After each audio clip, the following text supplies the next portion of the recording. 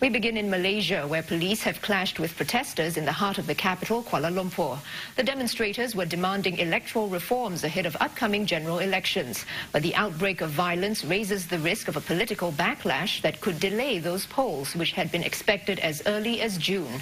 Police fired tear gas and water cannon at the Bersih 3.0 protesters. They say they were forced to do so after the protesters trampled barbed wire barricades and entered Merdeka Square in defiance of a ban.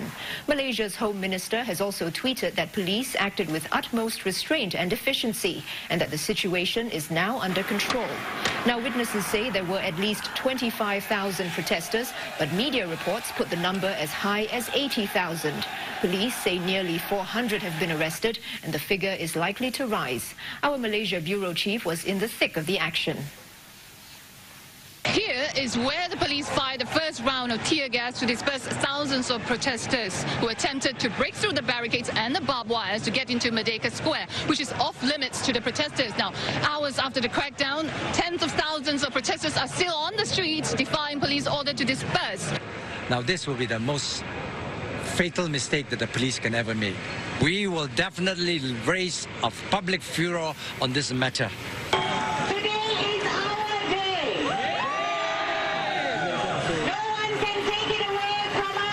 Now, many Malaysians are watching in disbelief today that history is repeating itself. Police are firing tear gas and using water cannons to disperse crowd. Dataran is for the rakyat, it's the people's, it's Freedom Square, and therefore it belongs to the people, and we have the right to be there.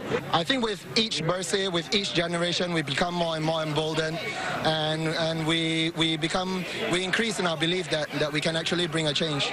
Now, as evening falls, the KL city centre is still a scene of chaos. Thousands of police officers are out, combing the streets, hauling up protesters. Some have gone into hiding. Others have becoming more and more emboldened to challenge the police as the standoff continues. Melissa Go, Channel News Asia, Kuala Lumpur. Well, simultaneous rallies were held in 11 cities across Malaysia, including in opposition-held Penang. Our reporter Saiful Bari Ismail was there.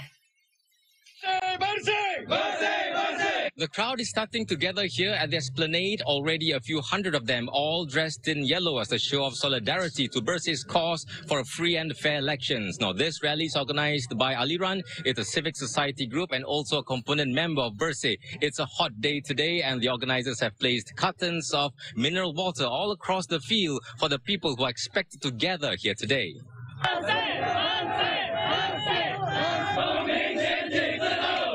People participating in this Bersih 3.0 rally in Penang have swelled to the thousands. This is beyond what the organizers have expected. The Chief Minister of Penang, Lim Guan Eng, is also here to give support.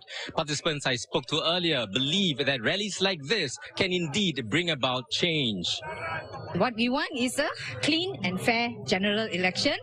It's now or never. I think in a democratic country, it's a way of the people to tell the government that we are not like the way that you do things. It's a chance that we write out our thoughts, and I think definitely it would help because the world is watching us. We are not alone. In his speech, the Chief Minister of Penang, Mr. Lim Guan Eng, urged those gathered at the esplanade to keep on believing in the efforts to ask the government for a free and fair elections. It has been a peaceful rally here in Penang. The Chief Minister was escorted out of the area without any incidents. Just across the causeway from Singapore in Johor, there are conflicting reports about demonstrator turnout. Going by state TV footage, the Bersih campaign gained little traction here. Several locations where rallies had been planned barely attracted anyone at all. And some locals said they were irritated by the very idea of public protests.